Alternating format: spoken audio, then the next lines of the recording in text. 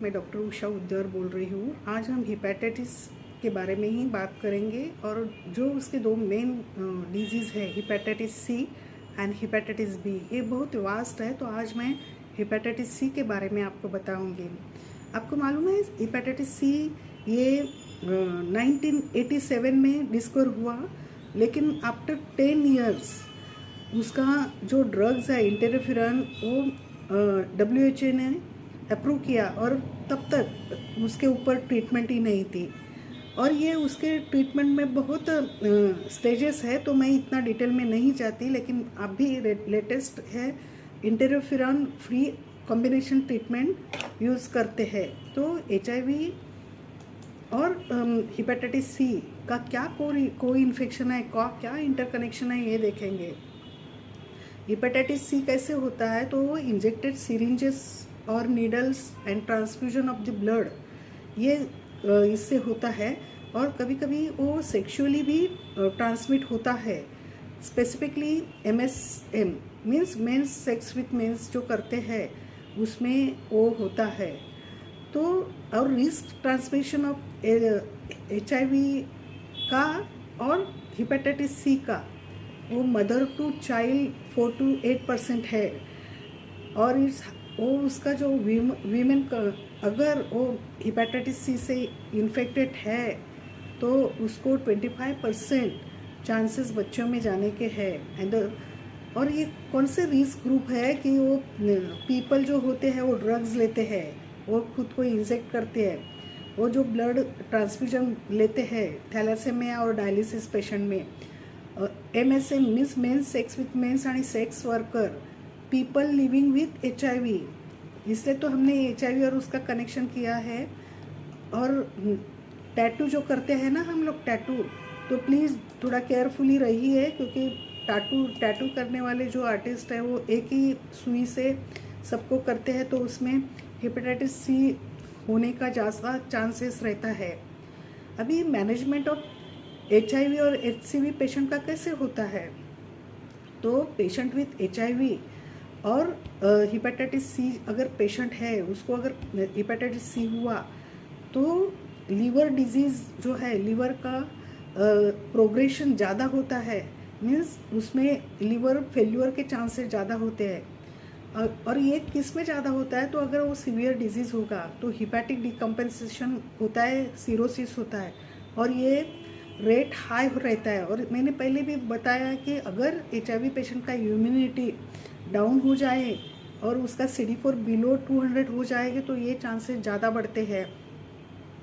तो अब ये ट्रीटमेंट अगर HIV patient with HIV hepatitis C patient अपने पास आए तो उसको ट्रीटमेंट क्या करते हैं, तो वो जो ट्रीटमेंट है HIV के पेशेंट के लिए ट्रीटमेंट और जनरल पब्लिक के लिए ट्रीटमेंट सेम ही होती है, लेकिन ड्रग्स में इंटरैक्शंस आता है और ड्रग चॉइस करते हैं, ड्रग डोसेस कैसे है वो देखते हैं, और ड्यूरेशन ऑफ ट्रीटमेंट क्या है और ट्रीटमेंट आउटकम क्या होता है ये भी उसमें देखते हैं।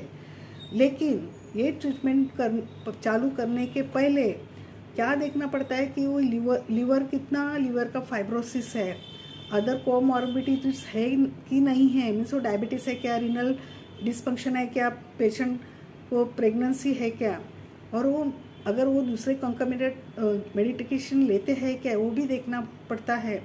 और बाकी जो दूसरे स्किन ऑर्डर्स है क्या, हिमेचुरी है क्या, उनका प्रोथ्रोम्बिन टाइम भी देखते हैं। मैंने बताया कि प्रोथ्रोम्बिन टाइम मस्ट है इसमें।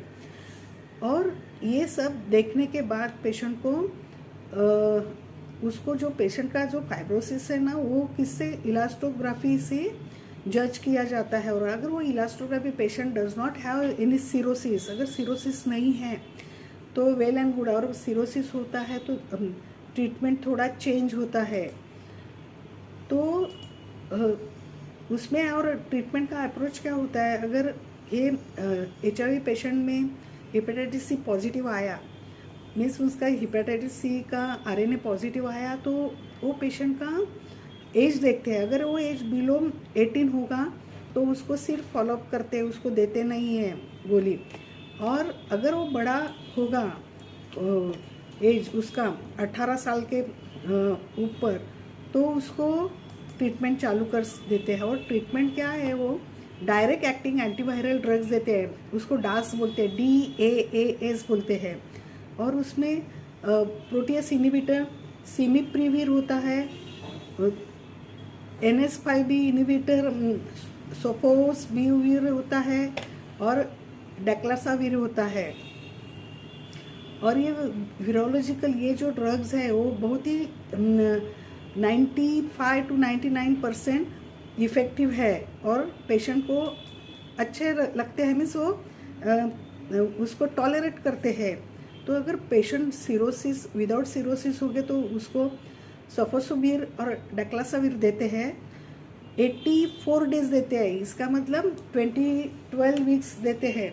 और अगर पेशेंट सिरोसिस होगा और वो कॉम्पेंसेट होगा तो उसको सोपोसोविर देते हैं और उसके साथ वेलपाटासाविर देते हैं, और वो भी 84 डेज के लिए ही देते हैं, 12 वीक के लिए देते हैं। अगर पेशेंट सिरोसिस है लेकिन डीकॉम्पेंसेटेड है तो उसको सोफोसोविर, वेल्टासिर और रिबाविरिन देते हैं। इसमें एक रिबाविरिन ऐड करते हैं और वो 84 डेज के लिए देते हैं। लेकिन अगर पेशेंट रिबाविरिन को एलर्जिक है तो वो सोफोसोविर और बेल्टापासाविर देते हैं, और लेकिन वो 24 वीक्स और 160 डेज तक देते हैं। तो आपको समझा होगा कि इसका क्या करते हैं, बराबर देते हैं कि नहीं। लेकिन वो जो ड्रग्स है एंटीवायरल ड्रग्स और HIV का जो एंटीवायरल ड्रग्स है और हेपेटाइटिस C का जो एंटीवायरल ड्रग्स है उसमें कभी कभी इंटरेक्शन होता है। मीन्स अगर पेशेंट TLD पे होगा तो जो टिनोफोविर होगा तो उसको मैनिटर करना पड़ता है। तो ये सोफोसोविर और वेल्टासाविर अगर पेशेंट टिनोफोविर है तो उसको नहीं देना चाहिए। ये सब ड्रग रिएक्शंस होते हैं ये इसमें। तो ये जो है इसका जो कनेक्शन है क्या है, अभी इसका प्रिवेंशन क्या है, तो हमने बताया कि ये सिरिंजेस से होता है।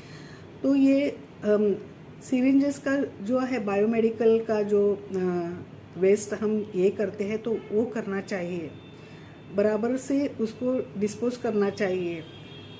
तो दोस्तों आज के दिन हमने इसका देखा, हेपेटाइटिस C का देखा और उसका इंटरेक्शन HIV में क्या है ये देखा।